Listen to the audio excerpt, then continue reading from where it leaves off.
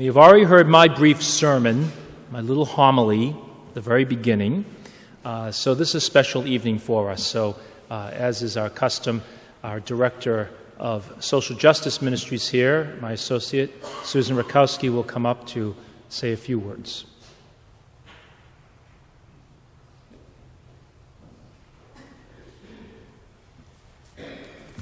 Good evening. Tonight's award is named after Isaac Hecker, the founder of the Paulist Fathers, and it is given to Catholics from North America for their extraordinary work for peace and justice. This year we celebrate the 157th anniversary of the Paulist Fathers, an order of priests devoted to cultivating Catholicism across North America. Isaac Hecker founded this order despite some European and ecclesial assumptions made about North Americans. They were less prone to religious and spiritual life. They were too individualistic, too engaged with modernity, and unwilling to be bound by tradition, religious routines, and rituals. Yet when Hecker interpreted the times and culture, he recognized singular virtues and possibilities, a potential for evangelization, and a unique and emerging Catholic American spirituality. In fact, Hecker was convinced that the future of the Roman Catholic Church lay in the United States, especially in the liberty and democracy afforded to all people.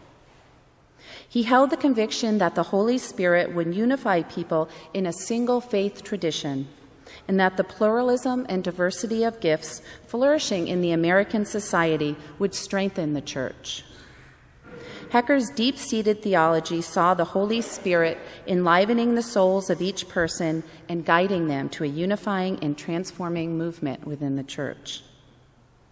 Part of Hecker's missionary work was writing pamphlets and articles, as well as 3 books. He founded the Catholic World, a monthly magazine, and then the Catholic Publication Society, which is now Paulist Press.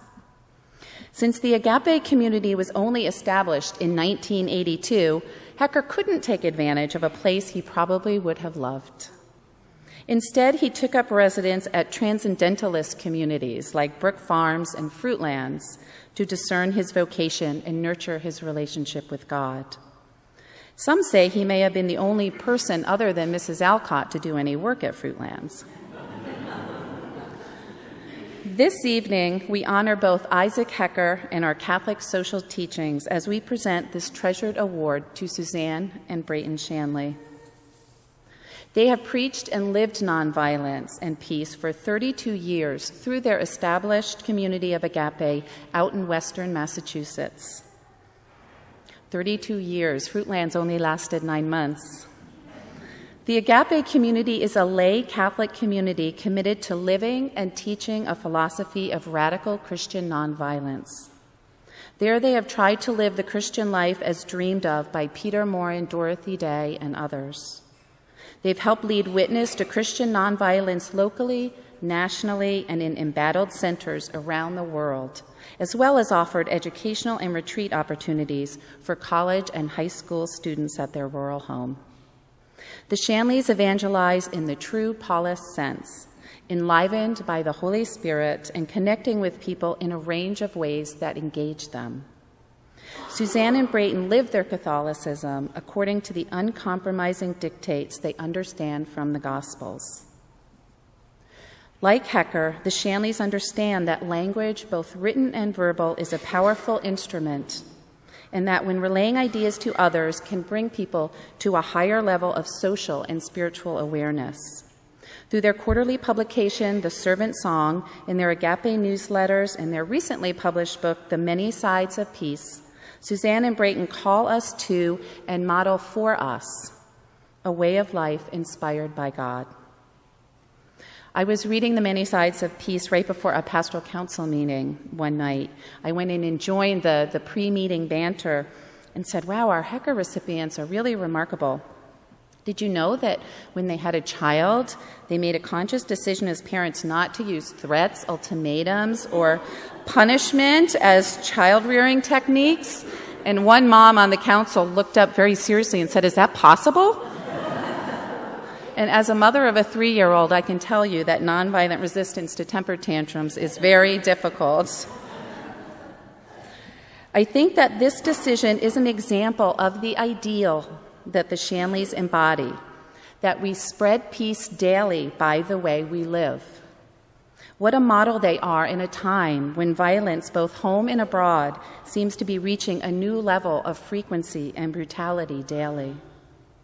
The strength of nonviolent resistance lies in its determination to do no harm to the other in the course of resisting harm.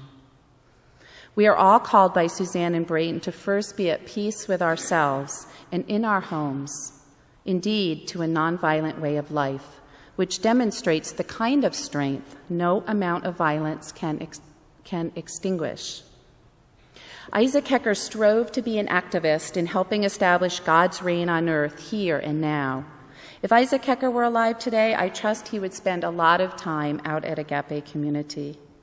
Suzanne and Brayton, your lifetime of preaching and living nonviolence and peace in all aspects of life in this world is a shining example of a concretely lived faith.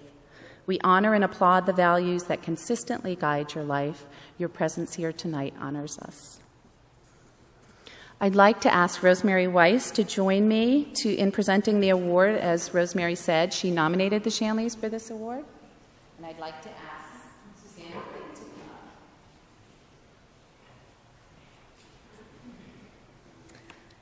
So, Suzanne and Brayton, the Paulist Center Community's 2015 Isaac Hecker Award for Social Justice to Suzanne and Brayton Shanley for their relentless commitment to peace and nonviolence through envisioning and creating the Agape Community, a lay Catholic community committed to living and teaching a philosophy of radical Christian nonviolence.